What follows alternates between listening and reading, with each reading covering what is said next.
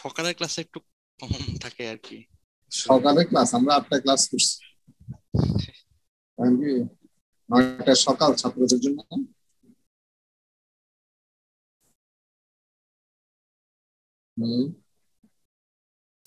Sir করোনার কারণে আসলে বাসায় থাকতে থাকতে নর্মাল টাইমে তো সবাই 9টার দিকে আসতো বুয়েটে, কিন্তু স্যার বাসায় থাকতে থাকতে এটা দেরি হয়ে গেছে সবার শিডিউল।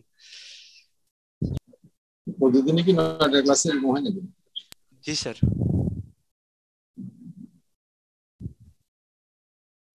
আমরা শুরু করি, আর তো ইয়ে নাই, অপেক্ষা করতেছিলাম। আমরা করতেছিলাম কি, আমাদের খেয়াল আছে কি করতেছিলাম? Recording in progress. Magnetic particle G test, sir. তাই না? এমপিআই, এটা আমরা ইন্ট্রোডাকশনটা দেখেছি। আমরা যেটা দেখলাম যে একটা ম্যাগনেটিক ফিল্ড অ্যাপ্লাই করা হয়, অ্যাপ্লাই করলে সেখানে যেখানে ডিফেক্ট থাকে সেখানে ম্যাগনেটিক লিকেজ হয়। ওই লিকেজে দেখা যাচ্ছে যে তোমার north pole south pole create হয়। এরপরে তুমি যখন ম্যাগনেটিক পার্টিকেল দিবা তখন দেখা যাবে যে ওই পার্টিকেলটা ওখানে অ্যাট্রাক্ট হবে। এরপরে যখন তুমি ম্যাগনেটিক ফিল্ডটা সরাই ফেলবে তখন দেখা যাবে যে ওই পার্টিকেল গুলো ওই জায়গায় বসে আছে যেখানে একটা ক্র্যাক বা ডিফেক্ট আছে, অর্থাৎ মেটালের ডিসকন্টিনিউটি আছে সেখানে। কনসেপ্ট হচ্ছে যে এটা আমরা কতদিন এটা দেখেছিলাম যে এই পর্যন্ত। আজকে এখান থেকে শুরু করবো যে টেকনিক অ্যান্ড ইকুইপমেন্টস। কে বলবে? আমি বলি রোল 1। না, তুমি একটু পরে দেখি, আর অন্য কে বলবে? যারা বলে না তারা বলে, এটা তো সহজ জিনিস। Sir roll 3। রোল 3 3? জি স্যার। রোল 3 তো এর আগে কত ক্লাসে করেছো? আর রোল 38 বলতে পারবো। হ্যাঁ, রোল 38 বলতে পারবো। রোল 5 তো এর আগে করেছো। Sir roll 38। রোল কত? 38। 38? ও আচ্ছা, হ্যাঁ রোল 38 বলো। 38 মাঝে বলো বলো। স্যার শোনা যাচ্ছে? হ্যাঁ, একটু কম শোনা যাচ্ছে। তোমার মাইকটা মুখের কাছে নাও। হ্যালো, শুরু করো, শুরু করো। আচ্ছা, এখানে হচ্ছে ম্যাগনেটিক পার্টিকেল ইন্সপেকশনের টেকনিকস গুলা হচ্ছে গিয়ে ডিসকাস করা হয়েছে। তো হচ্ছে গিয়ে ম্যাগনেটিক পার্টিকেল ইন্সপেকশন টেকনিকটার টেকনিক আর ইকুইপমেন্টের জন্য কিছু সিচুয়েশনের উপর ডিপেন্ড করে। ফার্স্টে তো হচ্ছে গিয়ে ইন্টারোগেটেড যে পার্টটা থাকবে আমরা যেটাকে দিয়ে কাজ করছি সেটা ক্যারেক্টারের উপর। তারপর যে ফ্লস গুলো আছে সেগুলার হচ্ছে গিয়ে লোকেশন আর টাইপের উপর, যেমন সেটা সারফেসে না সাবসারফেসে, সিনস বা ইনক্লুশন কি ধরনের ফ্লস সেটার উপর ডিপেন্ড করছে। আর আরেকটা হচ্ছে গিয়ে ফ্লয়ের এনভায়রনমেন্টের উপর, ইন্সপেকশনটা কি রকম এনভায়রনমেন্ট হচ্ছে সেটার উপর, যে সেটা কি একটা প্রোডাকশন লাইনের পার্ট নাকি হচ্ছে মেইন প্ল্যান্টের ভেতর মেইনটেনেন্স এর পার্ট অর ফিল্ড ইন্সপেকশনের পার্ট, এই ধরনের কিছু একটা। এখন এখানে হচ্ছে ম্যাগনেটিক পার্টিকেল ইন্সপেকশন 4টা বেসিক প্যারামিটার দেখায়। ফার্স্ট হচ্ছে কি ডিরেকশন অফ ম্যাগনেটাইজেশন, তারপর ম্যাগনেটাইজেশন কারেন্টের উপর, দেন ফিল্ড জেনারেশন, আর হচ্ছে ম্যাগনেটিক পার্টিকেলের টাইপের উপর। সো ম্যাগনেটাইজেশন ডিরেকশনের ক্ষেত্রে ম্যাগনেটিক ফিল্ড তিনভাবে প্রডিউস করা যায়, সার্কুলারলি, লংজিটিউডালি, আর হচ্ছে কি দুইভাবে, মানে দুইটার কম্বিনেশন আছে। আমি সার্কুলারলি লংজিটিউডালি দুইটা মিলায় ম্যাগনেটাইজেশন তৈরি করব। আর হচ্ছে গিয়ে ম্যাগনেটাইজেশন কারেন্টও দুই ধরনের হয়, এসি কারেন্ট একভাবে আর ডিসি কারেন্ট দিয়েও তৈরি করা যায়। এখন এসি কারেন্ট দিয়ে করতে গেলে সেখানে হচ্ছে গিয়ে র্যাপিড চেঞ্জেস আসে, তার মানে ফ্রিকোয়েন্সিটা বেশ অনেকখানি 60 or 50 হার্টজ। আর হচ্ছে গিয়ে এখানে চেঞ্জেস গুলো আসে হচ্ছে ম্যাগনেটিক ফিল্ডের ডিরেকশনে। সো এখানে হলো মোবিলিটি, অনেক হাই মোবিলিটি ক্রিয়েট হয় ম্যাগনেটিক পার্টিকেলের। কিন্তু এই ক্ষেত্রে হচ্ছে কি পেনিট্রেশন ডেপথটা লিমিটেড থাকে, কিন্তু আবার ডিসি কারেন্টে হচ্ছে পেনিট্রেশন ডেপথটা বেশি হয়, কিন্তু মোবিলিটিটা এসি কারেন্টের তুলনায় হচ্ছে গিয়ে কম হয়। আর ফিল্ড জেনারেশনের ক্ষেত্রেও ফিল্ড 3 ভাবে জেনারেট করা যায়। তাহলে এখানে শোনো, এখানে তাহলে ম্যাগনেটাইজেশন কারেন্ট আমরা দুটো ইউজ করতে পারি, এসি কারেন্ট এবং ডিসি কারেন্ট, তাই না? এসি কারেন্টের এসি কারেন্টে তোমার ডেপথ অফ পেনিট্রেশনটা হচ্ছে কম থাকে কম্পেয়ার টু ডিসি কারেন্ট, তাই না? আবার ডিসি কারেন্টের লো পার্টিকেল মোবিলিটি, এই একটু বেসিক ডিফারেন্স। বলো। আচ্ছা, এখন ফিল্ড জেনারেশন মেথডও 3 ধরনের হয়।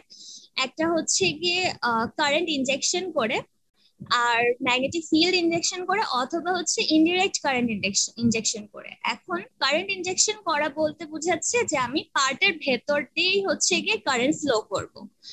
আর মানে হচ্ছে পার্টকে একটা কারেন্ট সোর্সের সাথে কানেক্ট করে দিব বা জয়েন করে দিব, সেক্ষেত্রে হচ্ছে কারেন্ট ইনজেকশন হবে। আর হচ্ছে গিয়ে ম্যাগনেটিক ফিল্ড ইনজেকশনের ক্ষেত্রে হচ্ছে গিয়ে একটা এক্সটার্নাল সোর্স নিব, যেমন কয়েল, সেটার মাঝে হচ্ছে পার্টটাকে প্লেস করব। আর ইনডিরেক্ট ইনজেকশনের ক্ষেত্রে হচ্ছে গিয়ে সেটা ম্যাগনেটিক ইন্ডাকশনের মাধ্যমে হচ্ছে গিয়ে ফিল্ড জেনারেট করব। সো আমি একটা কারেন্টের সোর্সের মাঝে ইন্ডাকশনের মাধ্যমে ম্যাগনেটিক ফিল্ড জেনারেট করব। আর ম্যাগনেটিক পার্টিকেলের টাইপ হচ্ছে 2 ধরনের হতে পারে, ড্রাই বা ওয়েট। ওয়েট গুলা বলা হচ্ছে যে সেগুলো আর কি লিকুইডে সাসপেন্ডেড আছে।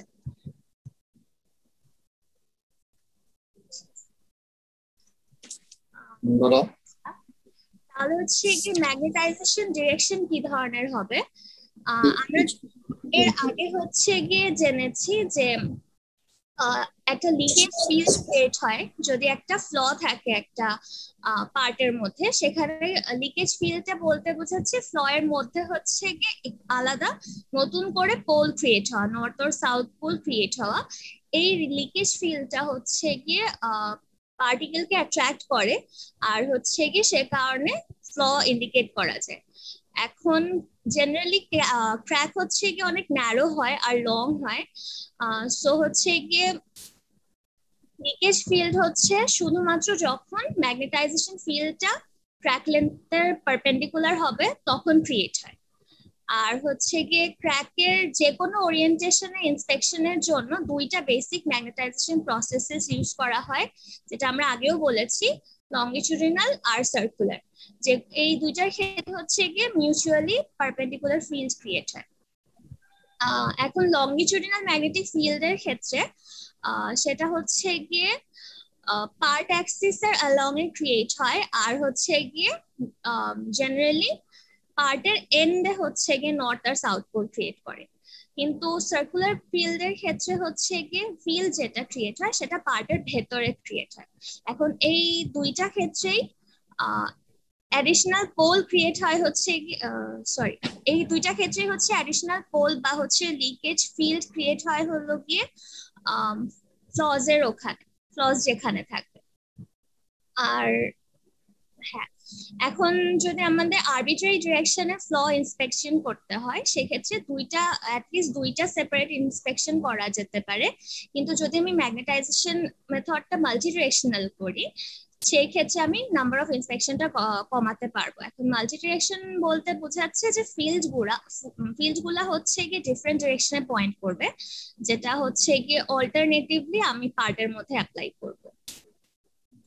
এখানে আগেও বলা হয়েছে ডিরেকশন অফ ম্যাগনেটাইজেশন লংগিটিউডিনাল হতে পারে, আর একটা সার্কুলার ম্যাগনেটিক ফিল্ড হতে পারে। এটা পরের পেজে পরের স্লাইডে দিকে তোমাদের আরো ক্লিয়ার হবে যে লংগিটিউডিনাল ম্যাগনেটিক ফিল্ডটা কি আর সার্কুলার ম্যাগনেটিক ফিল্ড কি।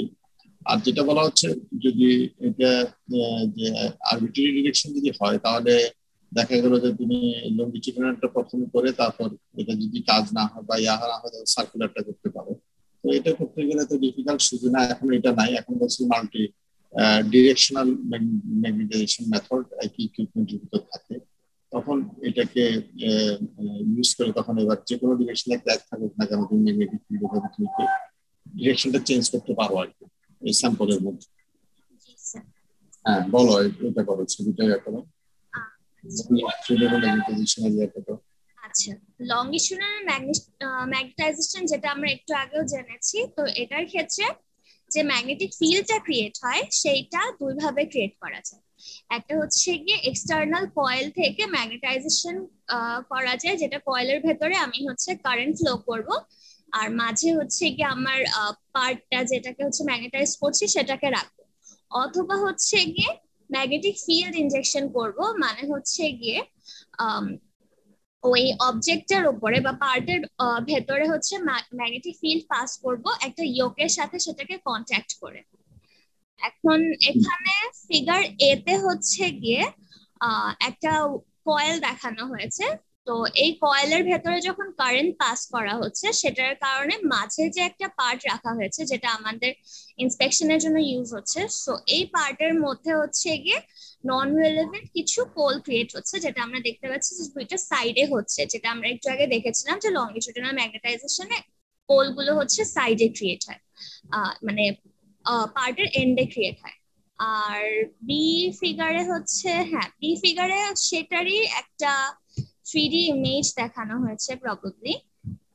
হ্যাঁ হ্যাঁ, মানে বি ফিগারে বলি, বি ফিগারে হচ্ছে তোমার এটা তুমি টেস্ট করছো, এটা টেস্ট ফিক্স, আর এখানে এটা হচ্ছে তোমার ম্যাগনেটিক ফিল্ড, এই যে পাশে যেটা দেখতেছি এটা ওয়াইড দিয়ে করছে, এখানে ম্যাগনেটিক ফিল্ড এটা দিয়ে করছে। হ্যাঁ বলো। ফিগার সি তে হচ্ছে গিয়ে আচ্ছা এখানে হচ্ছে যেই স্পেসিমেনটা রাখা হয়েছে সেটার উপর, হ্যাঁ সেটার মাঝে যে ক্র্যাকটা, সেই ক্র্যাকের দুই পাশে হচ্ছে দুটো ইয়োক রাখা হয়েছে। তো ইয়োকের মধ্যে যখন আমি হচ্ছে গিয়ে কারেন্ট পাস করছি তখন সেই ইয়োকের মধ্যে ম্যাগনেটিক ফিল্ড ক্রিয়েট হচ্ছে। এখন এখানে আমরা দেখতে পাচ্ছি যে ক্র্যাকের কারণে লাইনস অফ ফোর্সের ভেরিয়েশন আসছে, মানে শুরুর দিকে যেখানে ক্র্যাক ছিল না সেই জায়গায় লাইনস অফ ফোর্স ছিল এক ইয়োক থেকে আরেকটা ইয়োকে, কিন্তু ক্র্যাকের কারণে যেহেতু আরেকটা এক্সটার্নাল পোল ক্রিয়েট হয়েছে সেই জন্য ম্যাগনেটিক লাইনস অফ ফোর্স গুলা ভ্যারি করে আবার হচ্ছে ক্র্যাক পোলস গুলা ইয়োক থেকে ক্র্যাক পর্যন্ত চলে আসছে উপরের দিকে, যেগুলো ক্র্যাকের ক্ষেত্রে ছিল। আচ্ছা মানে এটা সহজ ইয়েতে যেভাবে করে এটা। তারপর সার্কুলার ম্যাগনেটাইজেশন সম্পর্কে বলো। আচ্ছা এখন সার্কুলার ম্যাগনেটিক ফিল্ড জেনারেলি হচ্ছে গিয়ে তিনটা প্রসেসে ক্রিয়েট হয়। ফার্স্টলি হচ্ছে যদি আমি পার্টের ভেতরেই কারেন্ট পাস করি, যেটা হচ্ছে ডিরেক্টলি কারেন্ট ইনজেকশন করছি। আর যদি আমাদের পার্টটা হলো হয় সেই ক্ষেত্রে হচ্ছে গিয়ে পার্টের ভেতর দিয়ে, যে জায়গাটা হলো পার্ট সেইটার ভেতর দিয়ে হচ্ছে গিয়ে একটা রড দিয়ে কারেন্ট পাস করব। আর যদি হ্যাঁ আর ম্যাগনেটিক ইন্ডাকশন করতে পারি, মানে হচ্ছে ইনডিরেক্ট কারেন্ট ইনজেকশন করতে পারি। এখন ম্যাগনেটিক ইন্ডাকশনটা হচ্ছে আরেকটা সেকশনে ডিসকাস করা হবে, এটা আমাদের এই সেকশনে ফুললি ডিসকাস করা নেই। আচ্ছা ছবি দেখে বোঝা যাচ্ছে এটা একটা ক্র্যাঙ্কশ্যাফট। দেখো এই ক্র্যাঙ্কশ্যাফটে কোনো ক্র্যাক আছে কিনা, যদি একদম একটা ক্র্যাক এখানে লংগিটিউডিনাল ক্র্যাক, তাহলে লংগিটিউডিনাল ক্র্যাকটা আইডেন্টিফাই করতে গেলে তোমাকে সার্কুলার ম্যাগনেটিক ফিল্ড হতে হবে। তো তোমরা জানো যে সার্কুলার ম্যাগনেটিক ফিল্ড করতে গেলে তাহলে কারেন্ট ফ্লোটা হতে হবে এরকম ডিরেক্ট থ্রু দা ক্র্যাঙ্কশ্যাফট। তাহলে সার্কুলার ম্যাগনেটিক ফিল্ড হবে, ম্যাগনেটিক হয়ে এই জায়গায় এসে তখন দেখা যাবে ম্যাগনেটিক লিকেজ হচ্ছে। লিকেজ হলে ম্যাগনেটিক পার্টিকেল যখন ডিভাইস লিকেজ হওয়া মানে নট ফুল সার্কেল হয়ে যাবে, এখানে ম্যাগনেটিক পার্টিকেল থাকবে, তখন ম্যাগনেটিক পার্টিকেল এখানে ইয়া করবে, অ্যাট্রাক্ট হয়ে, অর্থাৎ এখানে ম্যাগনেটাইজ হবে, থেকে যাবে, এটা দিকে থাকবে ক্র্যাক আইডেন্টিফিকেশন হবে। হ্যাঁ এখানে বলো 1.15। আচ্ছা এখানে হচ্ছে গিয়ে এই যে তোমার এখানে হ্যাঁ বলো, এখানে হচ্ছে গিয়ে রডের মাধ্যমে হচ্ছে গিয়ে যে আমাদের পার্টটা আছে, এটা একটা হলো পার্ট যেহেতু, সেই জন্য এটার ভেতর দিয়ে একটা রড পাস করা হয়েছে, যাতে ওই রডের ভেতর দিয়ে আমরা কারেন্ট পাস করতে পারি, যেটা হচ্ছে কি ওই পার্টের মধ্যে ফ্লজের জায়গা, মানে পার্টের মধ্যে আর কি ম্যাগনেটিক ফিল্ড ক্রিয়েট করবে। তো এই ফিল্ডের কারণে যেরকম A B C D E এই প্রতিটা পজিশনে হচ্ছে ফ্লজ আছে, ওই ফ্লজের জায়গাগুলোতে হচ্ছে গিয়ে এক্সটার্নাল পোল ক্রিয়েট হবে, তখন আমরা যখন ম্যাগনেটিক পার্টিকেল গুলো দিব সেগুলো গিয়ে সেখানে গিয়ে জমা হবে। আর হ্যাঁ, আর বি বি পিকচারে হচ্ছে, আচ্ছা এটা হচ্ছে কি অ্যাকচুয়াল টেস্ট দেখানো হয়েছে, যে ওখানে ফ্ল গুলা দেখা যাচ্ছে প্রবাবলি, যদিও পিকচারটা যে এখানে সাদা এই যে হ্যাঁ হোয়াইট কালারের তোমাদের ফ্ল গুলো দেখা যাচ্ছে। হ্যাঁ জি স্যার। অ্যাডভান্টেজ ডিসঅ্যাডভান্টেজটা বলো। আচ্ছা তাহলে অ্যাডভান্টেজ, আচ্ছা তাহলে হচ্ছে কি লংজিটিউডিনাল ম্যাগনেটিক ফিল্ডের ক্ষেত্রে অ্যাডভান্টেজেস গুলো হচ্ছে যে ফিল্ড গুলো জেনারেলি জেনারেট করা ইজি, আর এই মেথডে আমার ইলেকট্রিক্যাল কন্ট্যাক্ট লাগে না। যেহেতু ইলেকট্রিক্যাল কন্ট্যাক্ট লাগছে না, সো হচ্ছে কি আর্কিং বা বার্নিং এর কোনো পসিবিলিটি নাই। আর যেহেতু আর এই প্রসেসটা হচ্ছে গিয়ে র্যাপিড হয়, আর লং আর স্মল যে কোনো পার্টের জন্য প্রসেসটা বেশ র্যাপিড হয়। আর এই প্রসেসে যেহেতু হচ্ছে গিয়ে আমরা পার্টের ভেতর দিয়ে কোনো ওয়ারিং করছি না, সেজন্য হচ্ছে কি ডিম্যাগনেটাইজ করাটা ইজিয়ার হয়। আর লংজিটিউডিনাল ম্যাগনেটিক ফিল্ডের ডিসঅ্যাডভান্টেজ হচ্ছে যে এই ক্ষেত্রে ফিল্ড স্ট্রেংথটা কম হয় সার্কুলারের তুলনায়, আর হচ্ছে গিয়ে নন রিলেভেন্ট পোল ক্রিয়েট হয়, যেটা আমরা দেখেছি যে পার্টের এন্ডে হচ্ছে গিয়ে নন রিলেভেন্ট পোল ক্রিয়েট হচ্ছে, যেটা আমাদের ডিসঅ্যাডভান্টেজ হিসেবে কাজ করতে পারে। আর হচ্ছে গিয়ে হ্যাঁ, এখানে সাবসারফেস সেন্সিটিভিটিটা খুব কম, তো ওখানে হচ্ছে গিয়ে প্রবাবলি সাবসারফেস যে ক্র্যাক গুলো থাকবে সেগুলো আইডেন্টিফাই করা ডিফিকাল্ট হবে এটার ক্ষেত্রে। আর সার্কুলার ম্যাগনেটিক ফিল্ডের ক্ষেত্রে হচ্ছে গিয়ে লংজিটিউডিনালের তুলনায় ফিল্ড স্ট্রেংথটা বেশি হয়, আর ম্যাগনেটিক ফিল্ডটা টোটালি হচ্ছে গিয়ে পার্টের ভেতরেই থাকে। তো সেক্ষেত্রে হচ্ছে গিয়ে পার্টের মধ্যে নন রিলেভেন্ট পোল ক্রিয়েট হচ্ছে না, আর হচ্ছে এই ক্ষেত্রে বেশি পেনেট্রেটিং হয় লংজিটিউডিনালের তুলনায়, সো হচ্ছে গিয়ে সাবসারফেস ফ্লস গুলো ডিটেক্ট করা ইজিয়ার হবে। আর ডিসঅ্যাডভান্টেজ হচ্ছে যে এখানে ডিসি ফিল্ড গুলাকে রিমুভ করা ডিফিকাল্ট হবে, যেহেতু আমরা হচ্ছে ওই যে হলোর ক্ষেত্রে আমরা দেখেছিলাম যে ভেতর দিয়ে আমাদের ওয়্যারিং করা লাগছে, সেটার ক্ষেত্রে রিমুভ করাটা ডিফিকাল্ট হবে। আর হ্যাঁ, এখানে হচ্ছে ইলেকট্রিক্যাল কন্ট্যাক্টের দরকার হয়। হ্যাঁ, মানে তাহলে এই অ্যাডভান্টেজ গুলো তোমরা দেখে নেবে। এখন এটা আরেকজন বলো, এটা কে বলবে? তুমি কে বলবা? Magnetic field generation equipment. Roll 1 কি ট্রাই করব? নতুন কেউ নাই? আচ্ছা, তোমরা সবাই বুঝছো এই পর্যন্ত যা আলোচনা করা হলো? এগুলো সহজ জিনিস, পড়লে বোঝা যায়। হ্যাঁ, বুঝছো সবাই? বুঝতে পেরেছি। অন্যরা বুঝছো? আছো ক্লাসে? আছে অন্যরা? জি স্যার, বুঝতে পেরেছি। আচ্ছা, এখন বলো তাহলে, সুমিত বলো। ম্যাগনেটিক পার্টিকেল ইন্সপেকশনের ক্ষেত্রে ম্যাগনেটিক ফিল্ড তো কন্ডাক্টরের ক্ষেত্রে কারেন্ট ফ্লো এর মাধ্যমে ক্রিয়েট হয়, তো জানা কথাই। যে কন্ডাক্টরের কথা বলছি সেটা যদি পার্ট নিজেই হয়, তাহলে তো পার্টের মধ্যেই কারেন্ট ইনজেক্ট করতে হবে, এবং ফলে ভেতরে তো ম্যাগনেটিক ফিল্ড তৈরি হবেই। কিন্তু এখন পার্টটাকে যদি একটা আলাদা কন্ডাক্টিভ কয়েল সেট করা হয়, তাহলে দুটো বিষয় ঘটতে পারে। এক, ওই কয়েলে একটা ম্যাগনেটিক ফিল্ড তৈরি হয়েছে, মানে যেটার মধ্যে পার্টটাকে রাখা হয়েছে, এবং তারপর সেই ম্যাগনেটিক ফিল্ডকে প্রথমে ওই পার্টের ভেতর ঢুকতে হবে, এবং তারপর ওই পার্ট থেকে ওই ম্যাগনেটিক ফিল্ডটাকে আবার বেরিয়ে যেতে হবে। অথবা যে সেপারেট কয়েলে কারেন্ট ফ্লো হচ্ছে, সেই কারেন্ট ফ্লোটা ওই পার্টের ভেতরেই নতুন করে একটা কারেন্ট ফ্লো তৈরি করলো, যেটা অনেকটা ট্রান্সফরমারের মতো বা এডি কারেন্ট টেকনিকের মতো, এবং ওই যে যে ইলেকট্রিক ফ্লোটা ইনডিউস হলো এই পার্টের ভেতর, সেই পার্টটাই সেটাই ম্যাগনেটিক ফিল্ড তৈরি করলো। তো দ্বিতীয় ক্ষেত্রে যেহেতু আমি বলা হচ্ছে যে স্যাম্পলের ভেতর যে নতুন করে ইলেকট্রোম্যাগনেটিক ইন্ডাকশনের কারণে কারেন্ট জেনারেট হলো, সেটার জন্যই হচ্ছে যে ম্যাগনেটিক ফিল্ড তৈরি হচ্ছে। সুতরাং এই ম্যাগনেটিক ফিল্ডটা পার্টের পুরোপুরি ভেতরেও থাকতে পারে, অথবা ভেতর থেকে বাইরে গিয়ে আবার ভেতরে ফিরেও আসতে পারে, মানে ফিল্ড ভেতর may or may not leave the part. এখানে যে তিনটা ছবি দেখানো হয়েছে, এই তিনটা ছবি মোটামুটি এটার কিছুটা অ্যাপ্লিকেশনও করে। আমরা নিচের বাম দিকের ছবিটাতে দেখতে পাচ্ছি যে একটা হলো পাইপিং এর অ্যাক্সিস বরাবর তারের মোটামুটি তিনটা পাক জড়িয়ে নেওয়া হয়েছে। যেহেতু এই কয়েলের পারপেন্ডিকুলারলি ম্যাগনেটিক ফিল্ড যাবে, সুতরাং আমরা ধরতে পারি যে এই যে হলো পার্টের টেনজেনশিয়াল ডাইরেকশন বরাবর magnetic part magnetic field generate করা হয়েছে। অবশ্যই কেবলটা ফ্লেক্সিবল হতে হবে।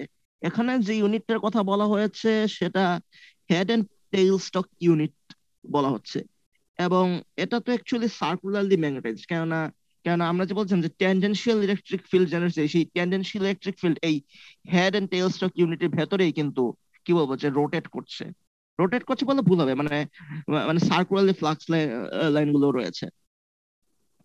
এরপরে মাঝখানের ছবিটা যদিও এতটা এটা ক্লিয়ার না, এর দু সেফ অ্যাপ্লিকেশন। একটা হচ্ছে পাইপলাইনের যে ওয়েল্ড, এই পাইপলাইনের ওয়েল্ডের উপর ম্যাগনেটিক পার্টিকেল ইন্সপেকশন করা হচ্ছে। আর বি নাম্বার ছবিটাতে একটা রিফাইনারির ওয়েল্ডের ক্ষেত্রে করা হচ্ছে। এটাও জাস্ট অ্যাপ্লিকেশন ছাড়া কিছু না। এবার আমরা এবার আমরা দেখি যে 4.22-তে এখানে যে এ নাম্বারে দেওয়া হয়েছে সেখানে একটা ইয়োক রেখে দেওয়া হয়েছে, এবং সেই ইয়োক বরাবর ম্যাগনেটিক ফিল্ডের ডাইরেকশন কেমন হবে সেটা বলা হয়েছে। এখন যদি এই ইয়কটার যদি মাঝখান বরাবর যদি ওয়েল্ড চলে যায়, এই ওয়েল্ড তো নিজে একটা ডিসকন্টিনিউটি, এটা যদি ব্রোকেন নাও হয়, ওয়েল্ডের দুই পাশে মেটাল আর ওয়েল্ড পুলের তো কেমিস্ট্রিতে ডিফারেন্স আছে, সুতরাং সেখানে ম্যাগনেটিক প্রপার্টিতেও ডিফারেন্স আছে, এবং সেজন্য কিছুটা লিকেজ ফিল্ড তৈরি হওয়া অস্বাভাবিক কিছু নয়। ফলে দেখা যাবে যে এই ওয়েল্ডের লাইন বরাবর স্ট্রংলি ম্যাগনেটিক পার্টিকেল চলে এসেছে। আর ম্যাগনেটিক ফোর্স লাইন যে কিভাবে যাচ্ছে সেটা তো খুব সহজেই বোঝা যাচ্ছে। আর বি নাম্বারে একটা আর্টিকুলেটেড ইয়োকের, আমি যদিও এই ব্যাপারটা পুরোপুরি বুঝিনি, এমনও হতে পারে যে এক্ষেত্রে এই ইয়োকের দুটো ফেস একদম ইউ আকারের না হয়ে অন্য কোনো অ্যাঙ্গুলার আকারে হয়েছে, যেটার জন্য হচ্ছে হচ্ছে দুটো মিউচুয়ালি পারপেন্ডিকুলার ফ্রেমের দুটো সাইডেই হয়তো ইয়োক দিয়ে প্রেস করা। এখানে যে ধরো ওয়েল্ডিং করে যে জয়েন্টটা আছে না, এই যে এই জায়গাটায়, এই জয়েন্টের জন্য এই টেকনিকটা ব্যবহার করছে, এই যে এই জায়গাটা। হ্যাঁ, এই জায়গায় যে ওয়েল্ডিং, এটা তো ওয়েল্ডিং করে লাগানো হয়েছে, এখানে কোনো ক্র্যাক আছে কিনা সেটা দেখার জন্য। হ্যাঁ, বলো। সুতরাং তাহলে আচ্ছা, আমরা তাহলে নেক্সট ইয়ারতে যাই। এখন এটা বলো। এখন ম্যাগনেটিক পার্টিকেলের কিছু প্যারামিটার রয়েছে। এর মধ্যে কয়েকটা ইম্পর্টেন্ট প্যারামিটার হলো এই পার্টিকেলটা কি ড্রাই নাকি ওয়েট, তারপরে আমরা এটাকে কন্টিনিউয়াসলি অ্যাপ্লাই করছি নাকি রেসিডুয়াল টেকনিক অ্যাপ্লাই করে এটাকে অ্যাপ্লিকেশনে দিচ্ছি, এটা একটু পরেই বলছি। আর কিভাবে আমরা সেই পার্টিকেল গুলো দেখছি, এই পার্টিকেল গুলো কি স্পেশাল কালারের, যেটা আমরা অ্যাম্বিয়েন্ট লাইট দিয়ে কালার কন্ট্রাস্ট দেখতে পারি, নাকি এই পার্টিকেল গুলোর কালার খুব একটা কন্ট্রাস্ট না, তাই আমাদের ফ্লুরোসেন্স ব্যবহার করে এগুলোকে দেখতে হয়, মানে এই টেকনিক গুলো আর কি। তো এখন এই পার্টিকেল গুলো কেমন হতে পারে? ম্যাগনেটিক পার্টিকেল ইন্সপেকশনে specially chemically treated iron oxide particle গুলো থাকে, প্রবলি ম্যাগনেটাইট স্টাফ। তো এরা সাইজে স্মল এবং শেপ এদের ভেরি করতে পারে।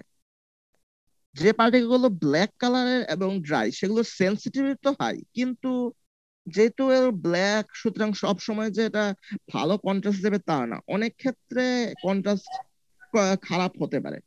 যদি কন্ট্রাস্ট খারাপ হয় তবে কি করা যেতে পারে, একটা আইডিয়া আছে যে ব্ল্যাক পার্টিকেল তো অবশ্যই হোয়াইট ব্যাকগ্রাউন্ডে বেশি দেখাবে, সুতরাং আমি টেস্টিং এর আগে একটা কাজ করতে পারি, যে পার্টটাকে আমি টেস্ট করবো সেটার উপরে আমি একটা পানি দিয়ে ধুয়ে ফেলা যায় এরকম একটা সাদা রঙের পেন্ট করে দেবো।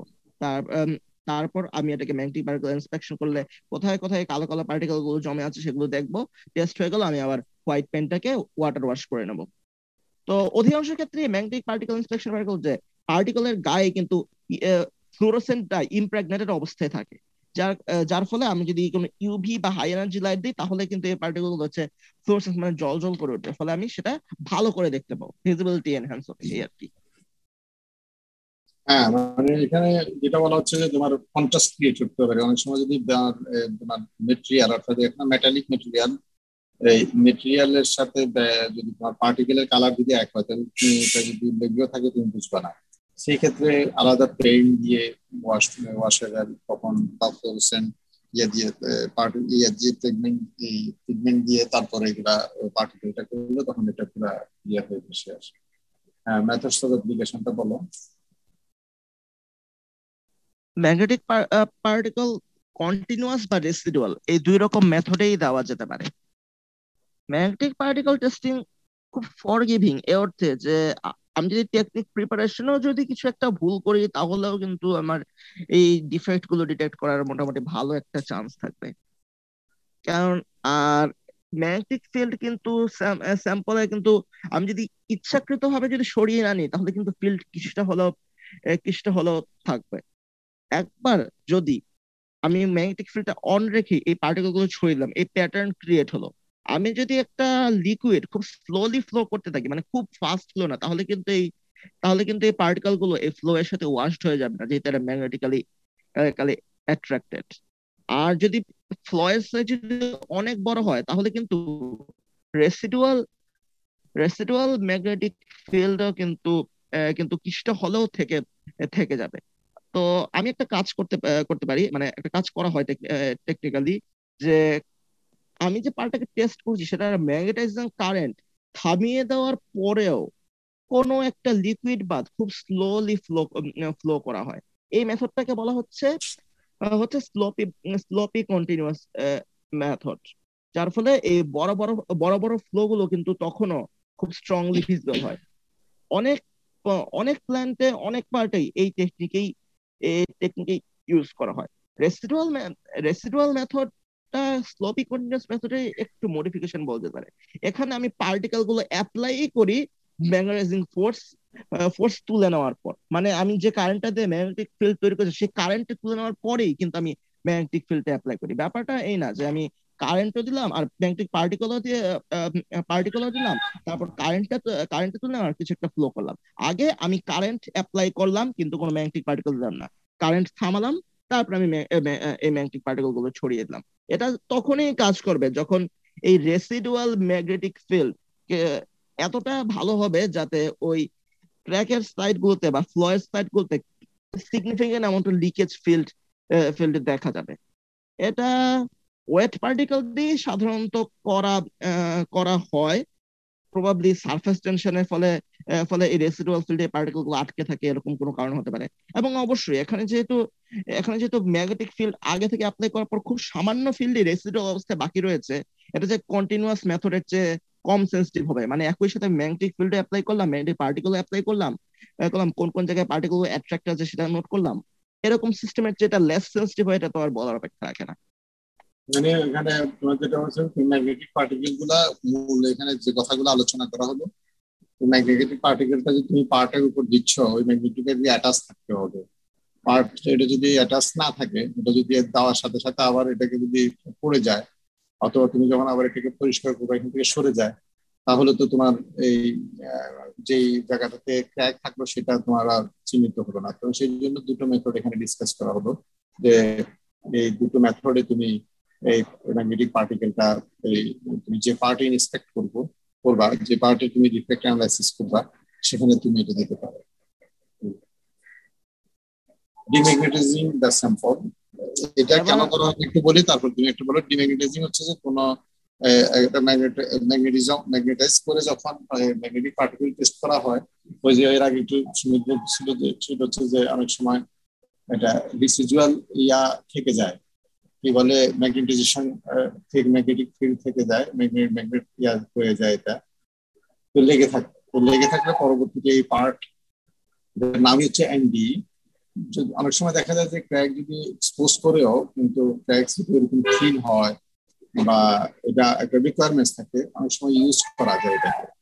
এখন তুমি যদি ইউজ করার সময় যদি এই পার্টিকেল গুলোকে যদি রিমুভ না করো, ওগুলো তো লেগে আছে, তাহলে তখন দেখা যাবে যে অ্যাপ্লিকেশনে যে সেটা প্রবলেম করবে।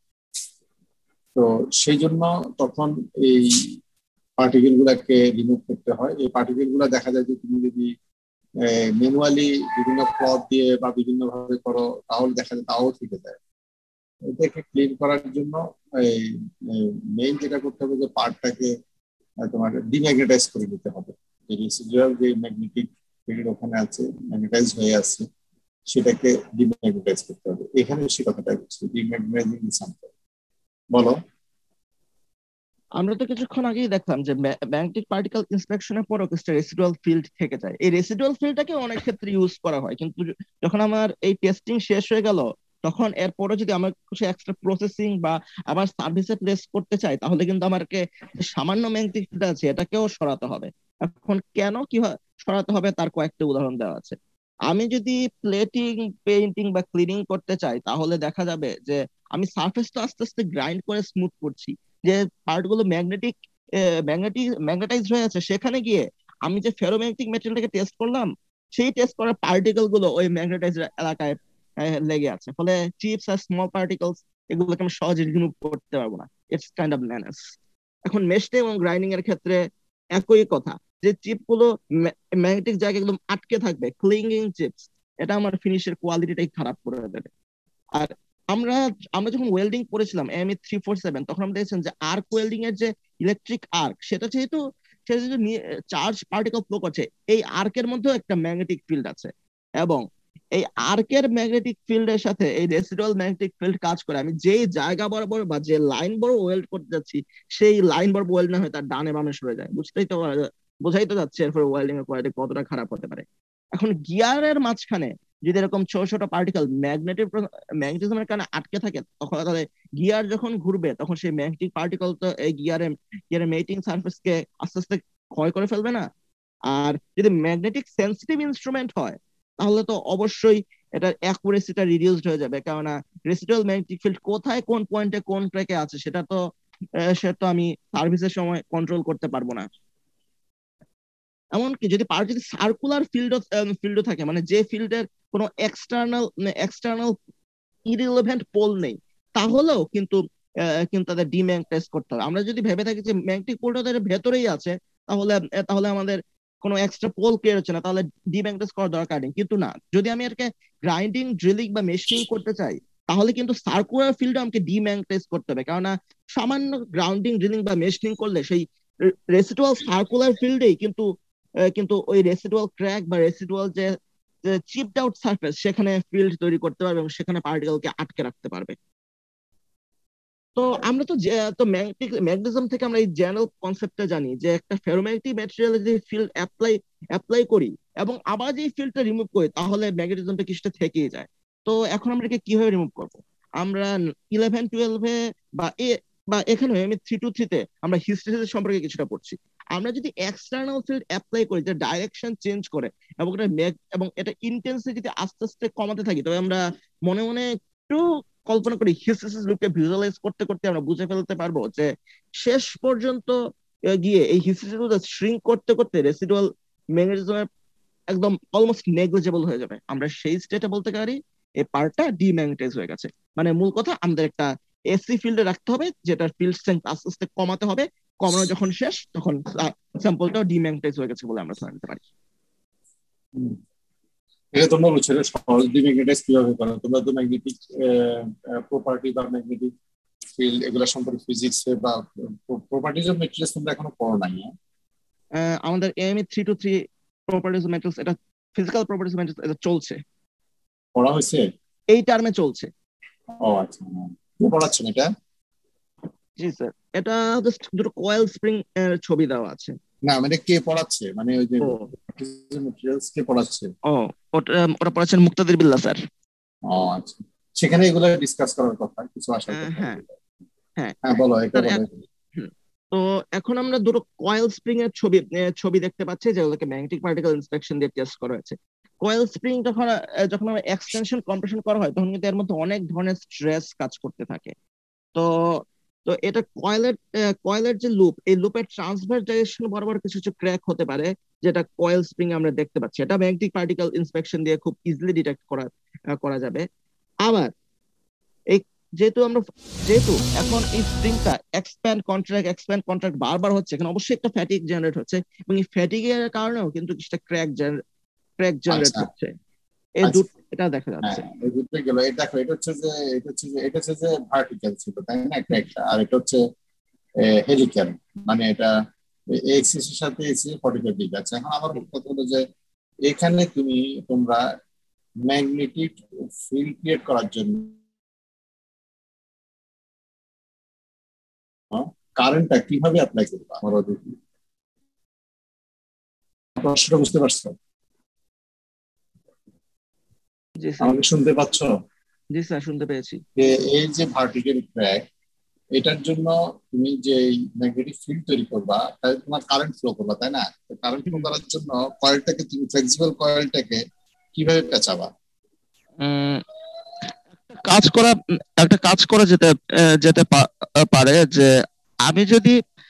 আমি যদি একটা কাজ করি যে এটা দুই প্রান্তেই ইলেকট্রিসিটি কানেক্ট দিয়ে এই কারেন্টটাকে এই কয়েলের ভিতরে যে ফ্লো করতে পারে, তবে কিন্তু এই কয়েলের অ্যাক্সিস বরাবরই কিন্তু একটা একটা ম্যাগনেটিক ফিল্ড হ্যাঁ, জেনারেট তাহলে হবে। কেমন তোমার তো ম্যাগনেটিক ফিল্ডটা হবে হচ্ছে যে এই ক্র্যাকের পারপেন্ডিকুলার হইতে হবে ম্যাগনেটিক ফিল্ড। কিন্তু কারেন্ট যদি তুমি প্রেস করো তাহলে ম্যাগনেটিক ফিল্ড হয়ে যাবে হচ্ছে যে এটা না, এটা প্যারালাল হয়ে যাবে। ও হ্যাঁ, তখন তো আবার তাহলে তাহলে একটা কাজ করতে তাহলে এটা করা যেতে পারে যে আহ, যে এটা এটা সেন্টার দিয়ে কারেন্ট ফ্লো করতে পারি, আর সেন্টারে একটা রড রেখে সেটা কারেন্ট ফ্লো করতে পারি, যেটা চারদিকে রেডিয়ালি ফিল্ড এক্স্যাক্টলি ক্রিয়েট হবে। এটা যে ও বলছিল না, রোল 38 মনে হয়, হ্যাঁ, যে ও বললো না যে যে এরকম হলো কিছু হলে তখন একটা রড দিবে। এখন তুমি এখানে তো একটা যেটা বলে রড দিয়ে, এই রডের মধ্য দিয়ে বা একটা কন্ডাক্টর থ্রু দিয়ে এভাবে দিকে পড়লে তখন এবার তোমার সার্কুলার ম্যাগনেটিক ফিল্ড তৈরি হবে, যেটা এটার এই ক্র্যাক গুলার তোমার পারপেন্ডিকুলার হবে। তখনই তো তোমার ম্যাগনেটিক ডিকেজ হবে এবং নর্থ সাউথ হবে, বুঝো নাই? আচ্ছা, আমরা এই পর্যন্ত পড়ে আসলাম। এখানে কি ধরনের টেকনিক তুমি অ্যাপ্লাই করবা? এটা তো হ্যান্ডিক্যাপ। এটা কি এখানে এখানে যেটা হচ্ছে যে এটা এটা আচ্ছা, এটা এখানে কোন ধরনের ম্যাগনেটিক ফিল্ড অ্যাপ্লাই করতে হবে?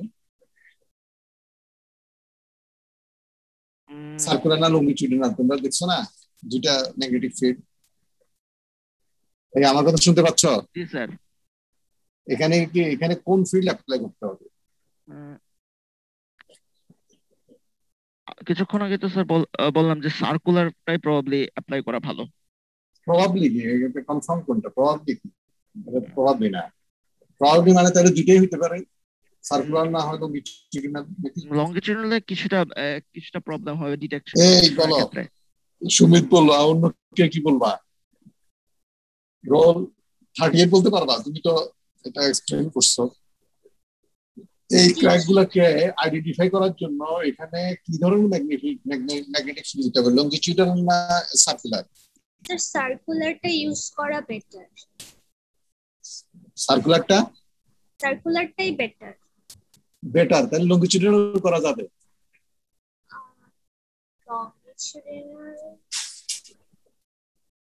স্যার না, সার্কুলারটাই বেটার লাগছে। সার্কুলারটাই তো বেটার মনে হচ্ছে। আমি এখানে ভেতরে বেটার মানে কি দুইটাই করা যাবে? এটা বেটার, তাহলে লংগিটিউডাল এখানে করা যাবে?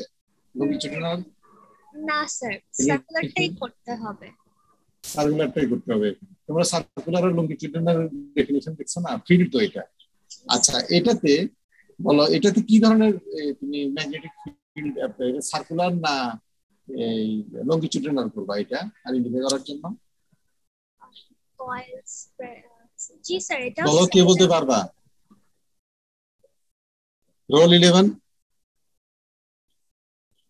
জি স্যার, এটা তো স্যার বলতে পারবা? শিওর না আমি অ্যাকচুয়ালি, এটা স্যার মনে হচ্ছে তো লংগিটিউডিনালি হবে। রোল 4।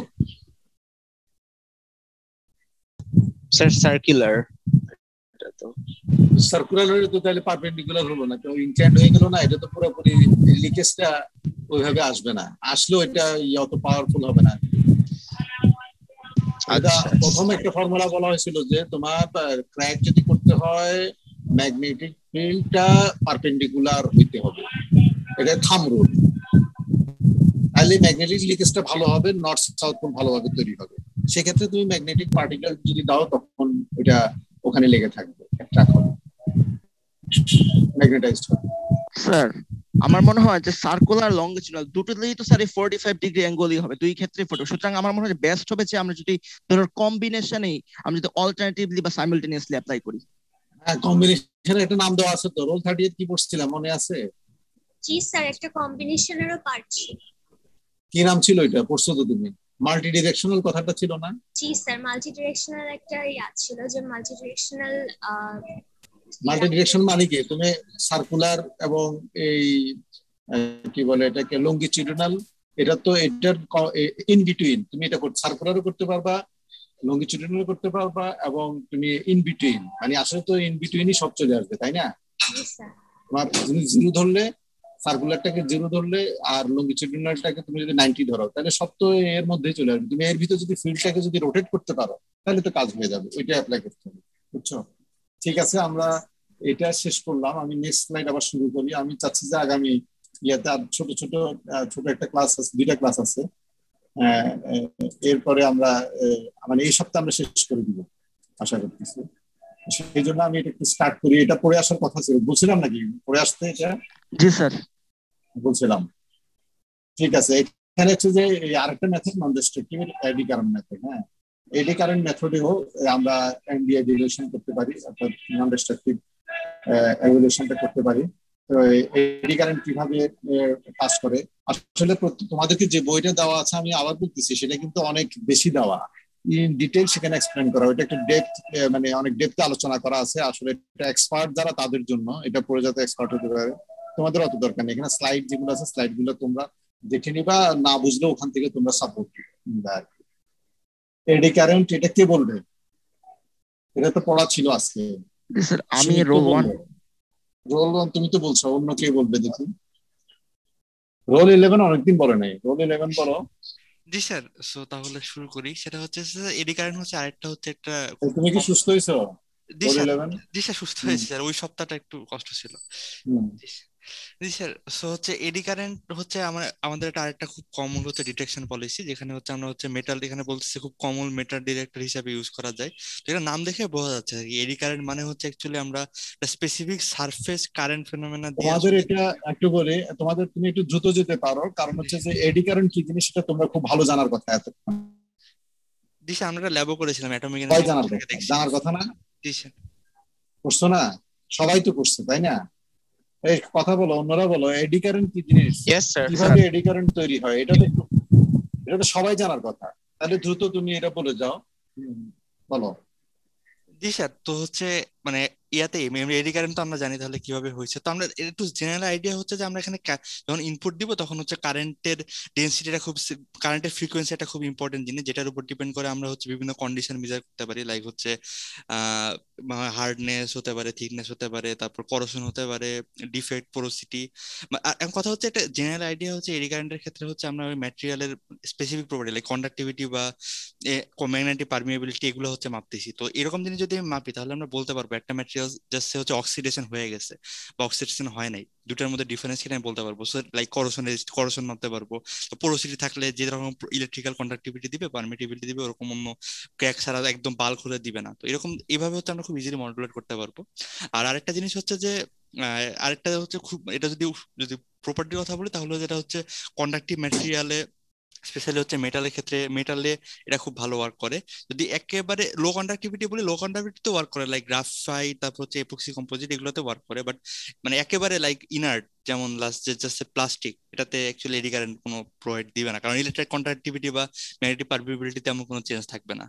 মানে এডি কারেন্ট সিরামিক্স আছে, এগুলোতে হবে না। এটা মোটামুটি কন্ডাক্টিভ। আবার বলছে লো কন্ডাক্টিভ মেটেরিয়াল যদি হয়, যেমন এখানে ইপক্সিটা হচ্ছে পিওর প্লাস্টিক, কিন্তু ইপক্সি বানায় ইপক্সি। কিন্তু তুমি যদি গ্রাফাইট দাও, গ্রাফাইটটা তোমরা জানো হ্যাঁ, সেখানে এই ক্ষেত্রে এটা এই কারেন্টটা তোমার অ্যাপ্লাই করা যাবে। হ্যাঁ, এটা বলো। জি স্যার, তো হচ্ছে এখানে আমরা যে কন্ডাক্টিভিটিটা করি এডি কারেন্টে, সেটা হচ্ছে জাস্ট নাথিং। এটা দ্রুত যাও, এটা তো কিভাবে এডি কারেন্ট তৈরি করে না করে ইত্যাদি, এটা দ্রুত বলে যাও। সেটা হচ্ছে ম্যাগনেটিক ইন্ডাকশন জেনারেল আইডিয়া। তো আমরা জানি যে একটা কারেন্ট যদি আমরা ওয়্যারের মধ্যে দিয়ে পেঁচা, তাহলে মধ্যে একটা ম্যাগনেট জেনারেট করে। ওই ম্যাগনেটিক ফিল্ডের মাধ্যমে হচ্ছে আমরা এডি কারেন্ট জেনারেট করতে পারি through the electromotive force of the electron. আর হচ্ছে এখানে 4টা স্টেপ আছে: সিগন্যাল এক্সাইটেশন, তারপর material interaction, signal pick up and signal conditioning display. মানে একদম জেনারেল আইডিয়া আর কি। আচ্ছা, তারপর এবার এটা বলো। এইটা হ্যাঁ। তারপর স্যার এখানে হচ্ছে বলা, এখানে আমরা ছবিতে দেখতে পাচ্ছি আসলে যে এডি কারেন্টের প্রোবটা কিভাবে ওয়ার্ক করে। তো এখানে ডেফিনেটলি আরেকটা ইম্পর্টেন্ট ব্যাপার যেটা হচ্ছে যে এতে ডেফিনেটলি এসি সোর্স লাগবে, বিকজ হচ্ছে যে ম্যাগনেটিক ফিল্ডে যদি ডিফারেন্সিয়াল না থাকে, আমরা ওই যে ফ্যারাডে লতে পড়ছিলাম, তাহলে হচ্ছে ডিরেকশনাল চেঞ্জ না থাকে, তাহলে হচ্ছে ম্যাগনেট জেনারেট করবে না শুধু ডিসিতে। তাহলে হচ্ছে এই জন্য আমরা এসি সিগন্যাল ইউজ করছি, হচ্ছে ফার্স্ট কথা।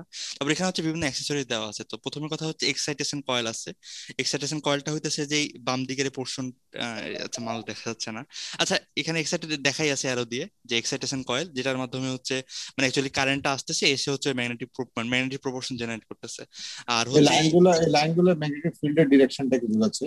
যে এগুলা, এটা কারেন্ট তো ফ্লো করা হচ্ছে তোমার কয়েলের মধ্যে দিয়ে, তারপর ম্যাগনেটিক ফিল্ড এভাবেই হবে এই ডিরেকশনে। বলো এরপরে এটা ইন্ডিউস, হ্যাঁ এটা ইন্ডিউস, বলো পিক আপ কয়েলের কথা বলো। তো হচ্ছে ওই যে আমরা হচ্ছে এক্সাইট করতেছি একটা ইলেকট্রোমোটিভ ফোর্স দিয়ে, ইন্ডাকশন মানে ওই এক্সাইট করে, তারপর হচ্ছে আমরা এই ম্যাগনেটিক ফিল্ডটা জেনারেট করতেছি। তারপর হচ্ছে এখানে পিক আপ ভোল্টেজ যেটা বলা আছে, পিক আপ ভোল্টেজের জন্য আমরা রাইট সাইডে দেখতে পাচ্ছি, ফিগারে দেওয়া আছে যে আমরা ওখানে ভোল্টেজটা মেজার করতেছি। এটা হচ্ছে ডেফিনেটলি কনস্ট্যান্ট থাকবে, বিকজ হইতেছে যে মানে কারণ হচ্ছে যদি কনস্ট্যান্ট ড্রাইভিং ফোর্স আমরা বলি, মানে আমরা যদি কারেন্টের ডিরেকশন বা কারেন্টের যদি আমি ইলেকট্রোমোটিভ ফোর্সটাকে কনস্ট্যান্ট রাখি, তাহলে হচ্ছে এটা পিক আপ ভোল্টেজ যেটা এটা চেঞ্জ হবে না, কারণ হচ্ছে আমরা ম্যাটেরিয়াল প্রপার্টি স্পেসিফিক ওই কয়েলটার। তারপর হচ্ছে আমরা ইলেকট্রিক ফিল্ডের মানে pick up electric field change করতেছি না, তার মানে হচ্ছে আমাদের voltage throughout the section কোনো রকম চেঞ্জ আসবে না ইন নর্মাল সার্কামস্টেন্সেস। তো এরপর যেটা হবে যে, আচ্ছা এটা পরের প্রশ্নে যদিও, বাট হ্যাঁ এরপর যদি আমি প্রোবটা উপর দিয়ে সার্ফেস দিয়ে নাড়াই, ইন জেনারেল কোনো চেঞ্জ হওয়া উচিত না পিক আপ কয়েলের, কিন্তু যদি মানে কোনো এখানে একটু বলি, একেবারে মূল কনসেপ্ট যেটা হচ্ছে যে তুমি এদিকে এটার মধ্যে দিয়ে কারেন্ট দিচ্ছ, ম্যাগনেটিক ফিল্ড হচ্ছে, ম্যাগনেটিক ফিল্ড হওয়ার পর কি হচ্ছে তোমার এই ম্যাগনেটিক ফিল্ডটা তো এই কয়েলকে মধ্যে দিয়ে পাস হচ্ছে, এগুলো তো এইভাবে যে এইভাবে ঘুরবে না। এখানে এই ম্যাগনেটিক ফিল্ডটা যখন পাস করতেছে, এখানে যে কারেন্ট হচ্ছে ইএমএফ জেনারেট করতেছে, এটাই এডি কারেন্ট। এখানে এই ইএমএফটা এটা নর্মালি ও যেটা বলতেছিল বা এখানে লেখা আছে কনস্ট্যান্ট থাকবে। এরপরে যদি তোমার টেস্ট পিস নিয়ে আসো, কোনো মেটেরিয়াল নিয়ে আসো এখানে, কোনো কন্ডাক্টিভ মেটেরিয়াল, তখন সেম জিনিস এদিকে তুমি খেয়াল করবা যে আউটপুট এখানে যে ইএমএফ জেনারেট করবে, সেখানে এটা রিফ্লেকশন হবে, অর্থাৎ এটা চেঞ্জ হয়ে যাবে। বলো এবার কিভাবে চেঞ্জ হবে? জি স্যার, তো এখন কথা হচ্ছে যে এইটা চেঞ্জ হবে যদি হতেছে আসলে আমরা ইএমএফ যে ইনডিউস হয় সেটা যদি প্রপার্টি চেঞ্জ হয়, মানে হচ্ছে আমি বাল্কের মধ্যে দিয়ে নিয়ে যাচ্ছি, সো এর মধ্যে একটা ডিস্টারবেন্স জেনারেট করলো, লাইক জাস্ট এ পোরোসিটি, তার মানে ওর মধ্যে দিয়ে যে কারেন্টটা ফ্লো করার কথা ছিল নর্মাল সার্কামস্টেন্সেস বাল্কে, সেটা হচ্ছে না, এটা এর মধ্যে চেঞ্জ হয়ে যাচ্ছে। তো এটা চেঞ্জ হওয়ার কারণে তো আমরা তখন ডিটেক্ট করতে পারবো যে ওই স্পেসিফিক প্রপার্টি চেঞ্জটা কিসের সাথে এটা কোরিলেটেড। না, এটা হচ্ছে কিন্তু এখানে এডিশনাল নিচে দেখো এডি কারেন্ট হওয়াতে তখন আরেকটা ফিল্ড এখানে চলে আসতেছে। এই ফিল্ডটা তখন ওই ফিল্ডকে তোমার কি করছে যে ইন্টারফেয়ার করতেছে সেই হ্যাঁ ওই যে মেটালিক ম্যাটেরিয়াল হলে তখন হ্যাঁ হচ্ছে ওই ইয়াটা আমাদের উপরে হচ্ছে আমরা একটা অ্যাডিশনাল দিতেছি একটা ম্যাগনেটিক ফিল্ড, ওইটার কারণে সারফেসে মেটাল সারফেসে আরেকটা কন্ডাক্টিভ ম্যাটেরিয়াল আরেকটা ইলেকট্রিক ফিল্ড জেনারেট করতেছে, যেটা ডিরেকশন আসলে 90 degree I think to the direction of the magnetic force. তো 9:59 বেজে গেছে। ও হ্যাঁ ঠিক আছে। স্যার আরেকটা জিনিস হচ্ছে ওই যে মানে সিটি সিলেবাস নিয়ে স্যার একটু কনফিউশন ছিল আমাদের, এটা কি স্যার 16 থেকে 20 লেকচার মানে কালকে সিটিটা? আমি তো বলে গেছি কি বলছিলাম। স্যার এটা কি আচ্ছা এই পর্যন্ত শেষ? হ্যাঁ তাহলে কি স্যার 16 থেকে 20 হবে? 16 থেকে দাঁড়া আমি একটু বলি, এটা স্যার বললে ভালো ইয়ে করো ওই যে তোমরা কি Recording stopped. স্যার আমি একটু বলে দেই আর কি, যদি কেউ প্রেজেন্ট থাকে একটু রেসপন্ড করুক। মানে 5, 12, 17, 18, 23, 27। স্যার 5, 12, 17, 18, 18, 23, 27 27 আর 47। 47 প্রেজেন্ট। আচ্ছা আর কেউ নাই? আচ্ছা ঠিক আছে 27। আর সবাই আসছে না? আরো অনেকে তো নাই অ্যাবসেন্ট। ওল্ড ব্যাচের কেউ নাই। ওল্ড ব্যাচের দুইজনই অ্যাবসেন্ট। জি স্যার, আর হচ্ছে আমাদের 44 জন স্টুডেন্ট। সো আসছে কয়জন? আর হচ্ছে 41 জন। ও শেষে সবাই চলে আসছে। জি স্যার। আচ্ছা ঠিক আছে স্যার ওই সিটিটা আমি একটু দেখে নিই। কোশ্চেন তো হয়ে গেছে, কোশ্চেনটা একটু দেখি।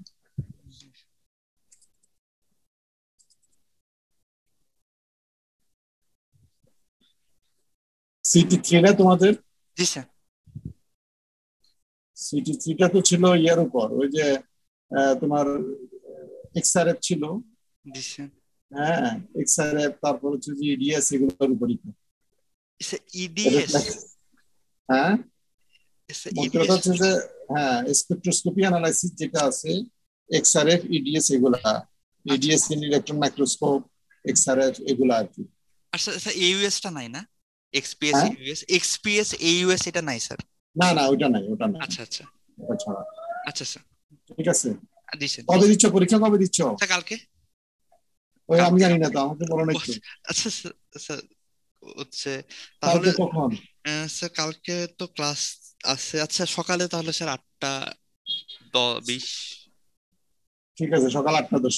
দিছেন 8:10 তাহলে ঠিক আছে, আচ্ছা ঠিক আছে, ভালো থাকো, আমি তাহলে শেষ করে দিই। দিছেন।